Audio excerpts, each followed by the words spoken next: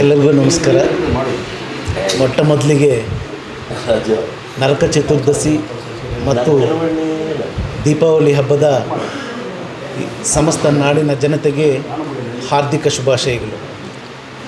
ಎಲ್ಲರೂ ಕೂಡ ಈಗಾಗಲೇ ನಮ್ಮ ಹಿರಿಯರು ಹೇಳ್ದಂಗೆ ಇವತ್ತಿನ ದಿನ ನಮ್ಮ JDS ಪಕ್ಷದ ಹಿರಿಯರು, ಕೋಲಾರ ಜಿಲ್ಲಾ ಮಾಜಿ ಜಿಲ್ಲಾ ಪಂಚಾಯಿತಿ ಅಧ್ಯಕ್ಷರು ಆಗಿರ್ತಕ್ಕಂಥ ನಮ್ಮ ಗೀತಾ ಆನಂದ ರೆಡ್ಡಿ ಅನ್ನೋರ ಮನೆಯಲ್ಲಿ ಅವರ ಮೊಮ್ಮಗಳದ್ದು ಈಶ್ವರನ ಕಾರ್ಯದ ಪರಿಸ್ಥಿತಿಯಲ್ಲಿ ಈಗಾಗಲೇ ಜಿಲ್ಲಾ ನಾಯಕರುಗಳು ಮತ್ತು ನಮ್ಮ ಕೇಂದ್ರ ಸಚಿವರು, ಕರ್ನಾಟಕದ ಯಶಸ್ವಿ ಮುಖ್ಯಮಂತ್ರಿ ಆಗಿರ್ತಕ್ಕಂಥ ಮಾಜಿ ಮುಖ್ಯಮಂತ್ರಿಗಳು ಆಗಿರ್ತಕ್ಕಂಥ ಕುಮಾರಣ್ಣನವರ ಸುಪುತ್ರರು, ರಾಜ್ಯದ ಯುವ ಘಟಕದ JDS ಪಕ್ಷದ ಅಧ್ಯಕ್ಷರು ಆಗಿರ್ತಕ್ಕಂಥ ನಿಖಿಲ್ ಕುಮಾರಣ್ಣವರು ಬಂದಿದ್ದರು.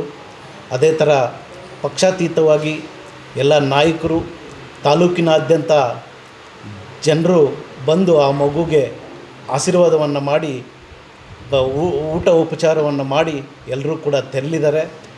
ಅದಕ್ಕೆ ಈಗಾಗಲೇ ನಮ್ಮ ನಾಯಕರು ಹೇಳ್ದಂಗೆ ಮಳೆ ಬಂದು ಎಲ್ಲಿ ಅಡಚಣೆ ಆಗುತ್ತೆ ಅಂತ ಅಂದ್ಕೊತಾ ಇದ್ವಿ. ಮಳೆ ಕೂಡ ಈ ಕಾರ್ಯಕ್ರಮ ಯಶಸ್ವಿ ಆಗಲಿ ಅಂತ ಹೇಳ್ಬಿಟ್ಟು ಆನಂದ ರೆಡ್ಡಿ ಅನ್ನೋರ ಮನೆ ಮೇಲೆ ಆಶೀರ್ವಾದ ಕೂಡ ಮಾಡಿದೆ.